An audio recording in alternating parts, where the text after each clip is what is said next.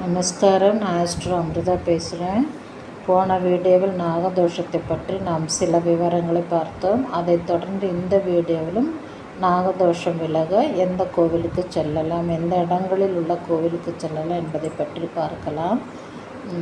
அதாவது நாகதோஷம் தீர அருள்மிகு ஸ்ரீ காளீத்தீஸ்வரர் கோவில், தேனி மாவட்டம், உத்தமபாளையம். இதனை வாயு தலமாக கருதுகின்றனர். காளஹஸ்திக்கு இணையான ஸ்தலம். அங்கு செல்ல முடியாதவர்கள் இங்கு வணங்கலாம். இந்த காளீத்தீஸ்வரர் கோவில் தேனி மாவட்டத்தில் உத்தமபாளையத்தில் உள்ள தெய்வத்தை வணங்கும் பொழுது நாகதோஷம் விலகுவதாக நம்பிக்கை உண்டு. அதேபோல் அருள்மிகு ஸ்ரீ நாகேஸ்வரர் திருக்கோவில், காஞ்சிபுரம் மாவட்டம், திருநாகேஸ்வரம். இங்கு அபிஷேகம் செய்ய நாகதோஷம் விலகும் என்பது நம்பிக்கை. மீண்டும் அடுத்த விவரம், அருள்மிகு ஸ்ரீ காளத்தியப்பர் கோவில், காளஹஸ்தி, கர்னூல் மாவட்டம், பஞ்சபூத தலங்களில் வாயு ஸ்தலமாகும். இங்கு முறைப்படி நாகதேவதையை வணங்கும் பொழுது, அதாவது இங்கு முறைப்படி தெய்வத்தை வணங்கும் பொழுது நம்மை பிடித்திருக்கும் நாகதோஷம் நீங்கும் என்பதும் ஐதீகம். அதுபோலவே கடலூரில் அருள்மிகு வேதநாத பெருமாள் கோவிலில் உள்ள கிணற்றில் உப்பு, பால், மிளகு இவற்றை சேர்ப்பதாலும் ராகு கேது தோஷம் நீங்கும் என்பதும் ஐதீகம் உண்டு. எங்கு சென்றும் நீங்கள் உங்களுடைய நாகதோஷத்தை நீக்கிக் கொள்ளலாம். அதேபோல் சேலத்தில் உள்ள அனைத்து மாரியம்மன் கோவிலிலும் நாகதோஷத்தை நீக்குவதற்கான பூஜை செய்கிறார்கள்.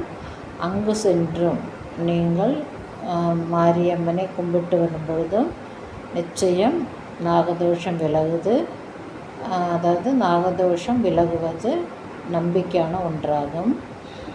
மேலும் சென்னைக்கு அருகில் உள்ள குன்றத்தூர், இங்கே நாகத்தின் கீழ் லிங்க வடிவமாக திருநாகேஸ்வரர் எனும் நாமத்துடன் ஈசன் அருள் பாலிக்கிறார். இந்த ஈசனை முறைப்படி வணங்கி வரவும், அதாவது முறைப்படி வணங்கி வர ஜாதகத்தில் உள்ள நாகதோஷம் விலகுவதாக நம்பிக்கை உண்டு. அதுபோலவே திருச்செங்கோட்டில் உள்ள தெய்வத்திற்கும், அதாவது திருச்செங்கோட்டில் உள்ள சிவபெருமானுக்கும் வேண்டிய குங்குமம், மஞ்சள், பால் இவற்றை கொண்டு அர்ச்சகரிடம் சொல்லி அர்ச்சனை செய்தும் அபிஷேகம் செய்தும் நீங்கள் வழிபடும் பொழுது நாகதோஷம் விலகுவது என்பது நம்பிக்கை உண்டு. அதுபோலவே அருள்மிகு நாரையூர் நம்பி திருக்கோவில், நாச்சியார் கோவில், தஞ்சாவூர் மாவட்டம். வியாழக்கிழமை கருடனுக்கு வஸ்திரம் சாத்தி அர்ச்சனை செய்தாலும் திருமண தோஷம், புத்திர தோஷம், நாகதோஷம் நீங்கும் என்பதும் ஐதீகம். எனவே இன்னும் சில விவரங்கள் நாகதோஷம் நீங்குவதற்காக உண்டு.